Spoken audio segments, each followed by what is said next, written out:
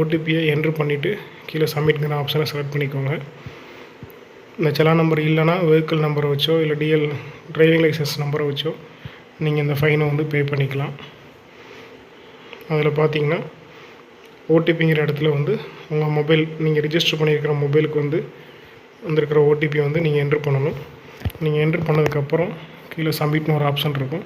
சப்மிட்டை click பண்ணிங்கன்னா அந்த செலான் வந்து எவ்வளோ அமௌண்ட் பெண்டிங் இருக்குது, என்றைக்கு டேட்டில் உங்களுக்கு ஃபைன் போட்டிருக்குறாங்க, எந்த வண்டி மூலமாக வண்டியில் போகும்போது உங்களுக்கு அந்த ஃபைன் போட்டிருக்குறாங்க அப்படி டீட்டெயில் வரும். அதில் லாஸ்ட்டில் வந்து பேமெண்ட்டுங்கிற ஆப்ஷனில் பே நவுன்னு இருக்கும். அந்த பே நவுங்கிறத கிளிக் பண்ணால் தான் நம்ம அந்த அமௌண்ட்டை பே பண்ண முடியும்.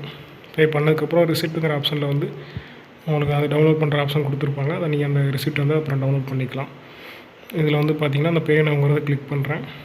இதில் வந்து பேமெண்ட் கேட்வேல எஸ்பிஐ நெட் மல்டி பேங்கிங் ஒரு ஆப்ஷன் வரும். அதை செலக்ட் பண்ணிவிட்டு கீழே அக்செப்ட் டிக் பண்ணிக்கோங்க.